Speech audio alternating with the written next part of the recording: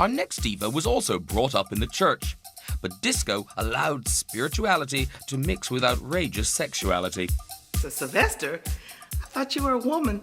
What is he wearing and what is he singing? Sylvester was a gay man, but that wasn't about to stop him becoming a disco queen. After all, he already sang higher than all the girls.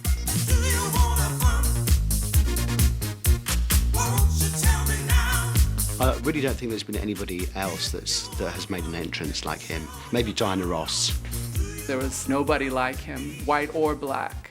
And the fact him, A, being a black man, B, being a gay black man, that, you know, it's two taboos right there. And he was able to just surpass all that and still, you know, be himself and put on one hell of a show. Sylvester James Jr. grew up in Los Angeles. His father left his mother Letha when Sylvester was just a baby, but like Gloria and Donna, he had a devout upbringing. The church for Sylvester was where he first got his musical training, and he brought that with him from church to disco.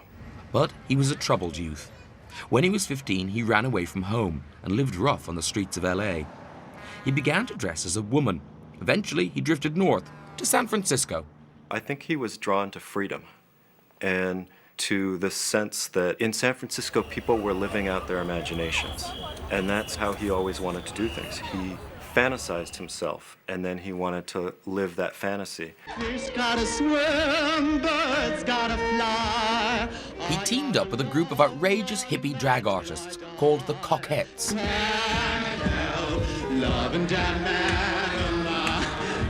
He joined the show, impersonating female blues singers.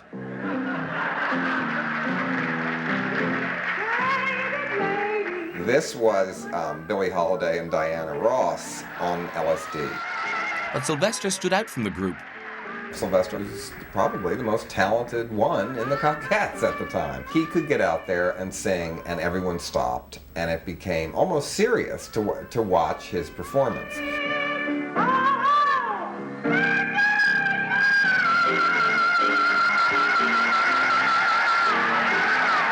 He was soon performing his own shows.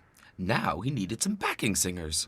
There were two white, tall females, blonde, leggy, who had just auditioned to him. And I came in and auditioned for him. And he said, okay. And he dismissed the other girls. And he asked me, he said, do you know of anybody else that's as large as you are and can sing? And I said, yes.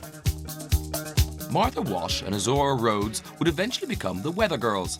But back then, they were known as 2 tons of fun. It was a perfect combination. When he found them, musically things clicked. The audience just ate it up.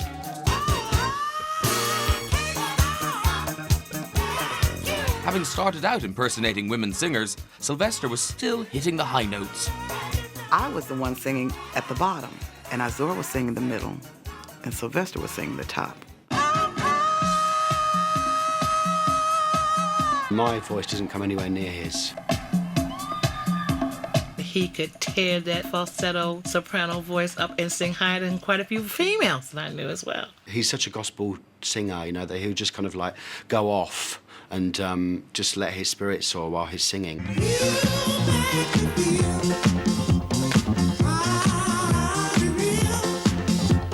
The breakthrough hit came in 1978 with You Make Me Feel. But mainstream success also brought controversy. Sylvester was openly gay.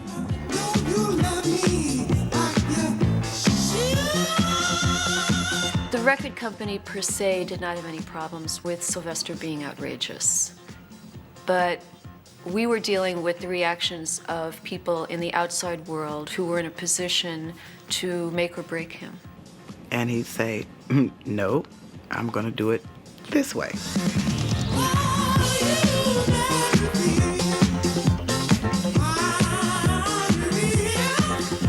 People want to tell him, you need to dress like this, you need to tone down that, and Sylvester could be very, very stubborn. If he felt like wearing a dress today, then he'd do that.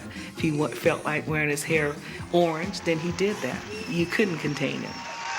At a time when there was no such thing as a gay celebrity, Sylvester took his outrageousness right onto Joan Rivers' primetime TV show.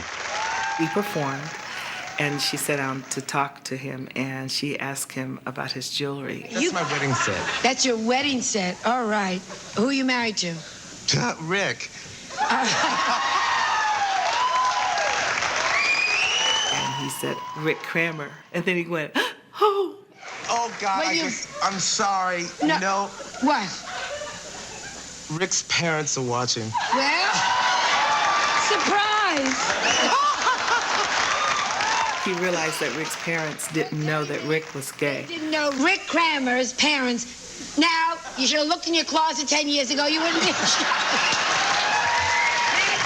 He was who he was. And by being on a lot of talk shows in the US, he forced Americans to deal with it. Sylvester continued to be outrageous, especially in the wardrobe department. We loved to shop. He would call us shopping in the name of Jesus. We're talking about capes, you know, flying on stage, heels. You know, he had heels on. He was not playing. First meeting, he gave me a blue sequin dress. And I said, what's your name? He said, Sylvester. I said, Sylvester? I thought you were a woman. And he was flattered. You know, he loved it. You know, oh, girl. And then we go uptown to the wig place and get that hair. Sure no. Johnson, what do you think about this? Look at this hat. Child, this is a little bit too long. Wait a minute, can you cut it? I want to dye it. Can you dye it this color? You know? And I'd be like,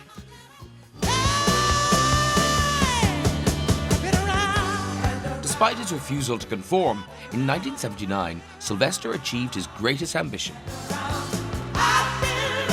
to play the staunchly conventional San Francisco Opera House. That was the ultimate deal for him, show up and do a huge show because he had made it in the world, and for him to come back to San Francisco and let them celebrate with him.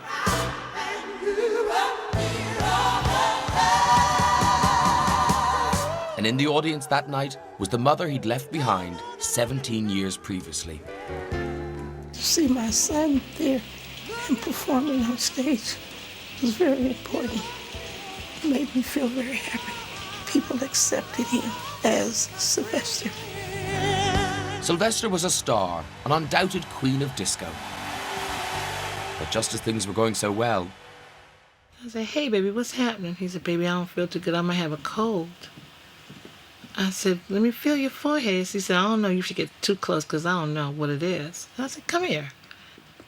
He said to me, I got to go on stage in about 20 minutes. You know, come and pray with me. When I went to visit him, that's when he told me he had AIDS.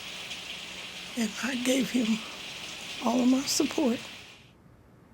He says, I'm going to be in the gay parade, and I'm going to be in a wheelchair. And I said, really? Are you ready for that? He says, oh, yeah. So he wanted them to know.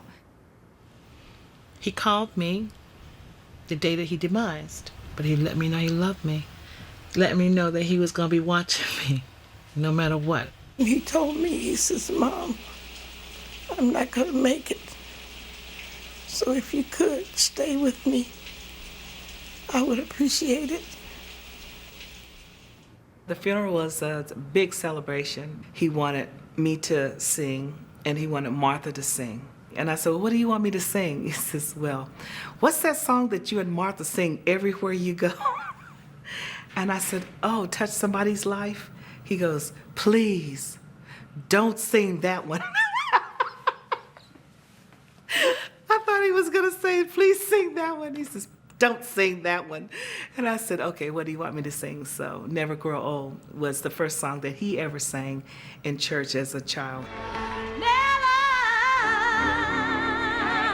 In the end, he told me that he had no regrets, that he lived his life the way he wanted to live.